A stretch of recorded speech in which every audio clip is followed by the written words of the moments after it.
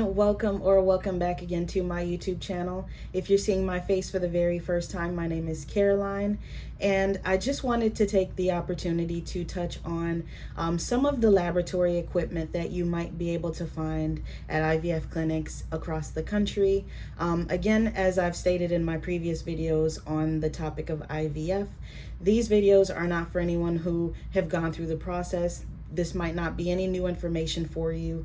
These are videos for individuals who are completely new to the process and have no information regarding the process of IVF. I thought that it'd be helpful to understand some of the equipment that is actually used in the lab and how we actually use them to carry out the laboratory portion of things.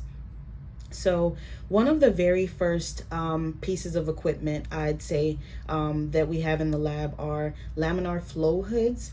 And basically, it's just a hood that we work under to keep everything sterile, keep everything very clean. There's airflow in there specific for us working with this specific kind of human tissue.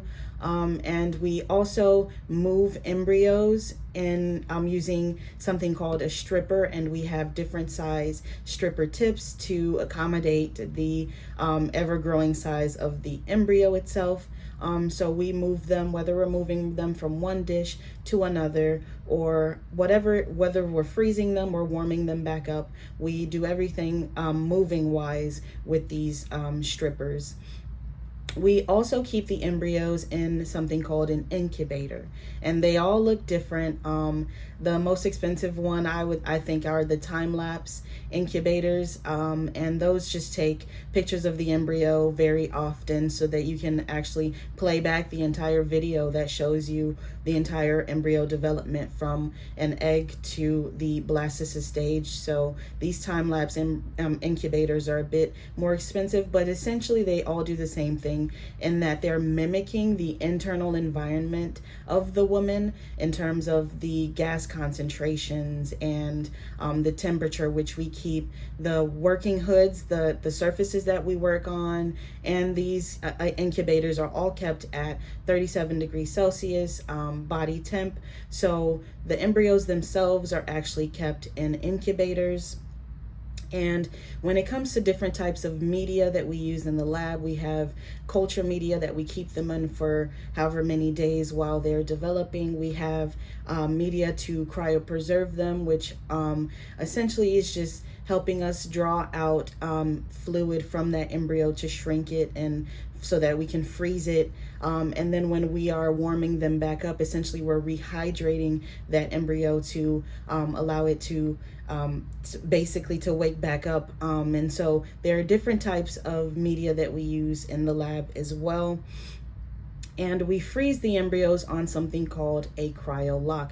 Most clinics these days use a cryolock. There have been lots of different types of devices over the last couple decades, but a lot of the clinics that I've actually been traveling to use a cryolock, and we just place the embryo at the very tip of that device before we freeze it, and it can tolerate the temperature of the liquid nitrogen because the liquid nitrogen is about negative 196 degrees Celsius, so it's very, very cold. And we keep the embryos in storage tanks like these, and we just keep again everything identified per patient. Every individual cryolock is labeled for that embryo's specific information that's specific to that embryo, so we keep lots and lots of documentation with that as well.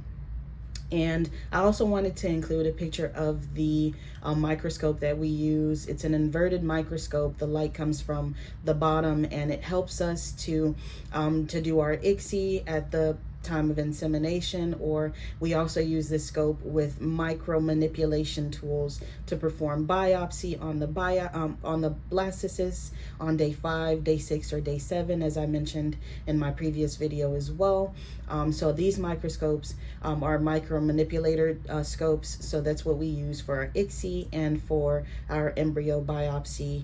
And finally, we use lots of different types of dishes, but the embryos themselves are placed in these tiny dishes. There are tons of different kinds, but these are just some of the basic tools that we use in the IVF lab. And to keep all of your mind at ease if you are going through this, every single piece of equipment that is touching these embryos have alarms that are going 24 hours a day, 7 days a week, 365 days a year. So all of the equipment are all heavily monitored at all hours of the day and night.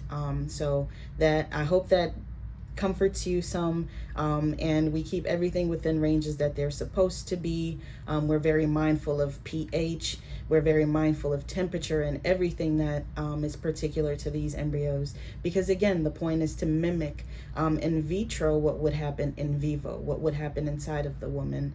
And so I thought that this video would be helpful for you to just have an idea of some of the basic types of equipment that we use at IVF clinics.